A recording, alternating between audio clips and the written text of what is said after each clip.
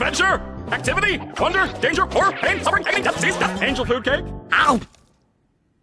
You parasites! Parasitism, a symbiotic relationship in nature where one organism is harmed and the other one benefits. It varies from simple carnivorous or predator behavior, as the organism that is harmed is often kept alive for the majority, if not the entirety of the relationship. These relationships can be found all throughout the planet, ranging from animals, bacteria, protists, HR workers, and of course fungi and plants. There are a handful of plants in Plants vs. Zombies that also happen to fall under the definition of a parasite, thus we can ask ourselves the question for this challenge: can you beat Plants vs. Zombies 2 with only parasites? So first let's start off with what plants I'm allowed to use. Given my general knowledge in biology, and as a parasite myself, I am allowed to use any plant that can be argued falls under the definition of a parasite. It doesn't matter what form of parasitism it falls under, there's several if you didn't know, as long as it is still just a parasite. Thus, plants that either drain the life of zombies, or mutate or change zombies for themselves, transform the zombie entirely, granted that it's further propagating the plant, or deal some form of effect to the zombies that would be considered one-sidedly parasitic, is allowed. There will obviously be some debate for what counts later on, but I'll stick to the more obvious ones to start out. As for the rules, they will be the same rules and rubric as my Summoner Challenge: conveyor belts, pre-picked missions, boss waves, and minigames, where it's impossible to bring a parasite do not count. Furthermore, any plants already on the map are free for me to use however I please. As for the rubric tiers of doability, if we forgot, Tier 1 is if it's completely doable, where I don't have to use anything other than standard unbuffed level 1 parasitic plants to win. Tier 2 is mostly doable if I have to upgrade any of them. Tier 3, if I have to buy plant food or buff any plant, then it's somewhat doable. And for Tier 4, if I can't do it from there and I have to use power-ups or non-parasitic plants, I actively fail the challenge. And with that being said, we got started with this time actually starting on day 1 in Ancient Egypt, because I'm not locked, but pretty much all 5 of the first missions in Egypt are automatic wins anyways due to infinite lawnmowers, so I'll just use it as well as several days after as a chance to introduce the first 2 parasites I'll be using. Tomb Tangler and Vamporcini, these 2 plants are often considered the worst in the entire game, and I'm not going to be completely honest here, I disagree when it comes to Tomb Tangler, as I think he's more than worth his money, as he is basically a cheaper walnut that, although he can only be planted on and infesting zombie items, he also slows and randomly eats zombies, making him a great defensive plant, all for only 25 sun. I know he can only be used in some worlds, but I don't understand the Tomb Tangler hate. Tomb Tangler's the best. As for Vamporcini though, I have nothing nice to say about him at all, and I have to say he 100% deserves the title as worst plant in the game, and I willingly did the reroll thing for him knowing that he would likely be worthless for this challenge.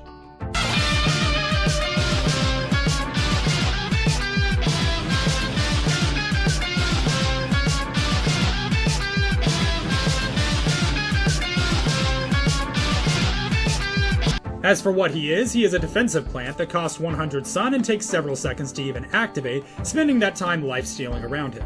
This lifesteal attack is abysmally low damage, and you will need 3 whole Vamporcinis to take out a single unarmored zombie. And since he doesn't activate while lifestealing, unless you are almost 3 whole tiles ahead of the zombies, you aren't going to be blocking with him reliably. Once he activates, he never does his lifesteal again, instead just sitting in his defensive position with that stupid smug-ass grin on his face, acting like he did something important. And lastly, I would say worst of all, but pretty much everything about him is pretty worse, his toughness isn't even that high, being not even 3/4 that of a walnut. But since I have no other parasites available, even though I have 2 others who I could add in right now, it was just Tomb Tangler and Vamporcini through Egypt. And I'm not going to lie, these 2 definitely did not do bad together, or at least Tomb Tangler didn't, as they were able to cohesively punch through most things that Egypt threw at them. And yeah, Vamporcini was garbage, but since there wasn't really anything else to spend money on early game, and since Tomb Tangler's only 25 and can only be planted on graves, they kind of served as secondary walnuts for Tomb Tanglers, waiting for them to take out the zombies. And it was honestly just bizarre how far I was getting through Ancient Egypt with only these 2 plants, though I am keeping in mind that this is still just Ancient Egypt. One of the more cool things, though, was that with these missions and the nature of Tomb Tangler being only able to spawn on top of zombie items, most notably tombstones, was that he actually ended up forming a symbiotic relationship with the Tomb Raiser zombie, waiting for him to spawn more tombs just for the purpose of us planting Tomb Tanglers on them, thus causing us to more effectively win on these worlds.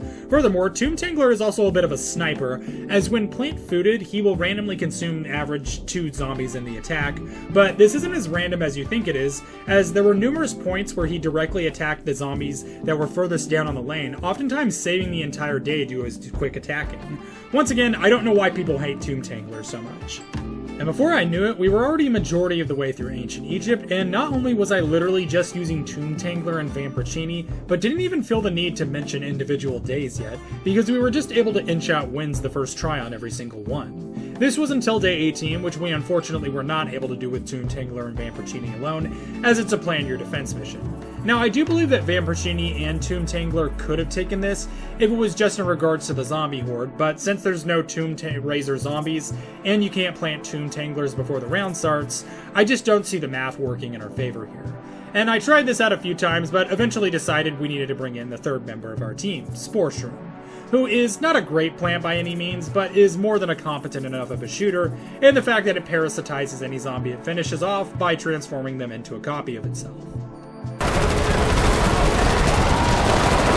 Day 19 was just depressing because there were no tombs or tomb raisers, thus no way to spawn Tomb Tangler, meaning we need to use Sporeshroom again. And he kinda renders the whole day pretty easily, as once again he is a more than competent shooter.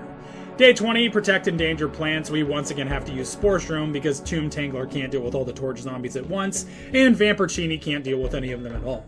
Day 21, Tombs and Tomb Raiser zombies, meaning Tomb Tangler Vampircini duo is back again, and we wipe the floor with the entire mission, finishing up the whole thing pretty fast.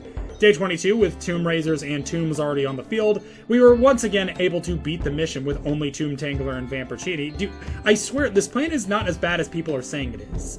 And day 23 went the exact same way, with a giant X for us to plant Tomb Tanglers on, allowing for yet another almost effortless victory, with the only thing we couldn't beat was the Gargantuar at the end, which is a bit worrying early on as I currently have no way to bust Gargs, but for now it's a non-issue for us. However, day 24 was yet another plan your defense mission, so we unfortunately yet again had to use Sporeshroom to rapidly turn the entire mission into a secondary apocalypse. Day 25, boss fight, we threatened to post Dr. Zomboss's Xbox 360 live voice chats on Twitter, and we are back on to Pirate Seas, where we unfortunately cannot use Tomb Tangler at all, simply because there's no zombie items for this world. So, day 1 on of Pirate Seas, we were back to basically using nothing but Sporeshrooms. And so beginning our trek through Pirate Seas, there's really not much to say early on, as Sporeshroom once again is just a competent plan, especially early game, capable of easily dealing with all the zombies on a world as low as Pirate Seas. So much so that pretty much every single day was going the exact same way. I let the first zombies in the wave get really close before planting Sporeshroom, so we get it to immediately turn it into a second Sporeshroom in the lane for free, and by the time the zombies start consistently showing up, we already have a pretty fortified defense, even without the needed sun capital to do so.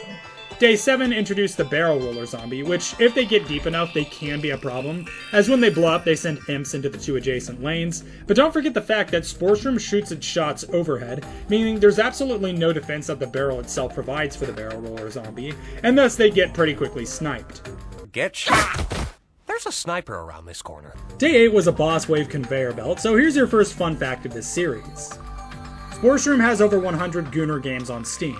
Day 9, we were back to pretty much the exact same thing, Sporeshrooming early on to get free Sporeshrooms, and then using that same hyperinflation to bolster our numbers and an overwhelming advantage against the zombies. Day 10 went the exact same way.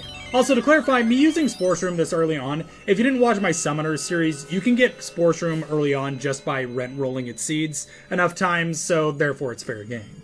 Day 11 went the same too, but I did end up losing some lawnmowers since I played too greedily early on, and the fact that unlike Tomb Tangler, Sporeshroom's plant food effect is totally random and almost never hits what you want it to. Day 12 was a coconut cannon mission. Fun fact, Vampircini routinely steals blood bags and Capri Suns from hospitals and local Walmarts just to give action to the fact of how badly he f***ing sucks. And day 13 we are on to the first big hurdle of this challenge, the Sun Requirement mission. Submit to a credit check. Come back when you're a little, richer. Now, most of you probably already guessed this as a sun producer I could use, but in case you haven't, I've decided that we will start with Sundew Tangler, a 100 cost invulnerable plant that ensnares a zombie when it walks over it, ignoring helmets and leeching about half its health, producing a sun in the process. They have fairly quick cooldown, but zombies will also stop to eat other zombies out of the Tangler's grasp, finishing the zombie in the process, but also preventing the sun drop. Now, I don't think Sundew Tangler is a particularly bad plant. However, as a sun producer alone, I think it's among the worst in the entire game, if not the worst. And that's the core issue, that Sundew Tangler, as our only sun producer, just might end up falling short late game. Fortunately, Sundew's plant food ability allows it to snag multiple zombies at once and rapidly leech sun off of them, allowing it to move significantly faster on the sun scale. And after trying this several times in a row with completely flooding the walkable boarding bridge with Sundew Tanglers, we barely produced enough sun to make it past day 13. Moving on to day 13, we weren't out of the woods yet by any means, but for now we were safe punching through yet another plan your defense mission. Day 15, don't trample the flowers, and a free 3-peater shows up, and we relish in the fact that we now have a sun produce on our side, and additionally not one that feels like it breaks the sanctity of the whole f***ing challenge by making it completely non-challenging. Day 16 was protect the endangered plants, and in addition to Sundew Tangler and Sporestrom, we get probably the most competent placement of an endangered plant ever, being Springbean, who basically lets us effortlessly beat this day by plant fooding it to knock every horde of zombies that shows up into the water immediately. Day 17 was beat 20 zombies in 30 seconds, which sounds intimidating, but we just waited till we had one of those hordes, and we had beaten over half of the requirement to complete it, and then just plant fooded multiple Sporeshrooms, and bada boom, the world's done. Day 18, conveyor belt, pre-picked plants, blah blah blah, and prepare as a Jankin dealer. And then we get to day 19, which is another sun cost mission, and you guessed it, I've been stumped for this episode. As it's also don't let the zombies trample the flowers, and with a plant that relies so much on overtime zombies, it's taking pretty much all of my focus to even survive the wave without them trampling the flowers, much less making the sun requirement. And I tried this over a dozen times, and I'm worried that this in itself might be possible with Sundew Tangler alone, without me boosting it, which would immediately bump the challenge down to tier 3, being only somewhat doable. But it's either that, or I try to find another sun producer that's competent enough, and still falls under the definition of a parasite! But because of this stump, I'm gonna have to call it here, with the fate of this challenge being completely uncertain. Will Sundew Tangler be able to get its shit together? And if it does, will it even be enough for the rest of this challenge? And what horrible memes do I have up my sleeve? The only way to find out is to watch the next part. But if you enjoyed this video and you would like to see more, please leave me a comment down below, telling me your thoughts as well as what you would like to see next, both Plants vs. Zombies and otherwise. And if you're new here, please consider subscribing, as I upload new long-form videos every week, and new shorts every single day encapsulating variety content, including challenges, guides, memes, audience participation, playthroughs, and even theories. Also, consider joining the Discord with the link in the description, as well as the pinned comment to become part of the show. But with that being said, thank you again all so much for watching, and I will see you all next time.